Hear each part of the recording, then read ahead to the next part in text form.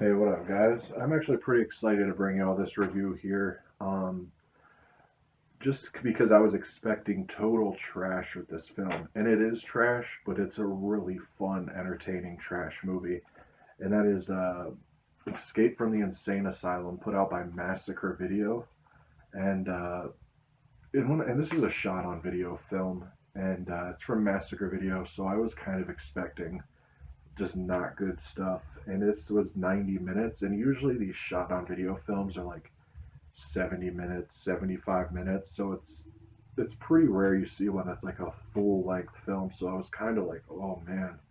And the fact that, like, I don't know if you'll be able to see it, but this is limited to only 1,000 copies.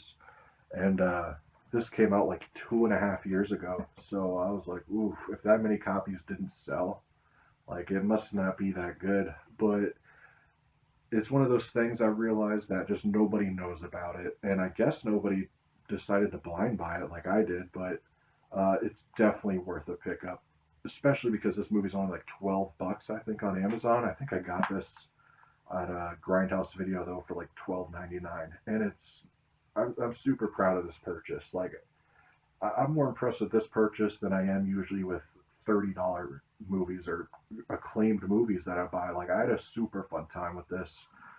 Essentially, what it is it's a really wacky plot, and it doesn't stay in one genre. Like this woman, she's probably in her late 50s, maybe, or maybe mid 50s, but she's married to this dude who's like this doctor, and the doctor's cheating on her with this mistress or whatever, and she tells him like, "Hey, if you should leave your wife and be with me, blah blah blah." And he's like, "Oh, I can't leave her. I can't do that." She's like, "Oh, you'll find a way." And then it flash forwards, and she's in this.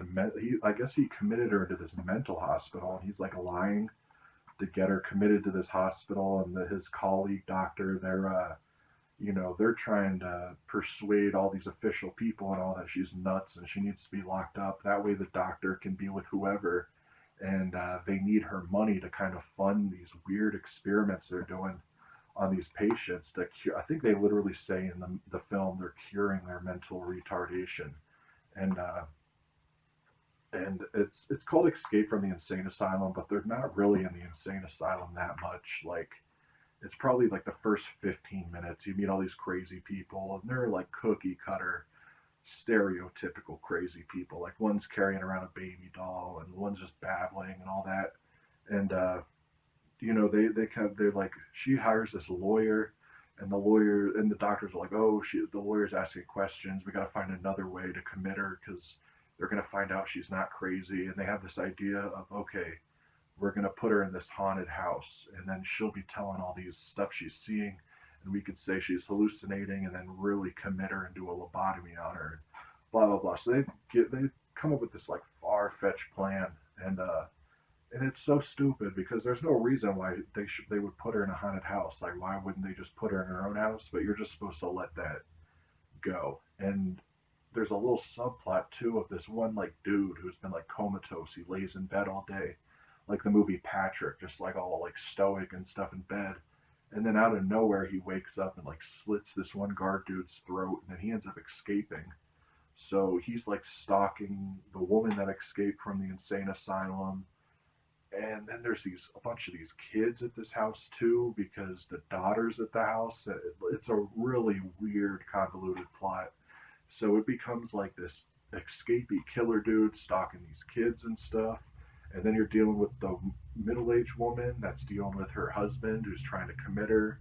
And in the middle, there's like a 10-minute sequence of they're at like this party, and for some reason, all the doctors are at this party, and the middle-aged woman, and all the kids, and there's like this new wave band. And I think they literally play like three songs in the entirety, and people are just dancing and bullshitting and all that. And then it's just such a weird movie, but it's fun, and I can't recommend it enough. But it's like a hesitant recommendation because if you don't like cheesy films or you don't like old just VHS trash films, you're absolutely going to hate this movie. But if you can appreciate anything like Intervision put out, which I've said on this channel multiple times is one of my favorite sub labels of all time, or if you can appreciate like I don't know, just shot on video stuff like 555 or Sledgehammer or anything like that. Or if you've seen any other massacre video releases like Fiend, like even Hack O Lantern's a big step up from this, but this is like it's a hidden gem in my opinion as far as that kind of just straight to VHS, just 80s video store shelf like trash goes. Like it is just a super fun movie. It's really lo-fi. The audio will like differ in quality, you get different scenes, and it's in a 4:3 ratio. It's just a transfer from an old VHS, and I'm pretty sure the movie was lost for a period of time. And there's also scenes where they insert scenes from a different movie in it, I think called Silent Scream or Frozen Scream, something like that. And they literally serve no purpose to the story. So you're kind of watching it, and then this other scene from a different movie will pop up with like different actors.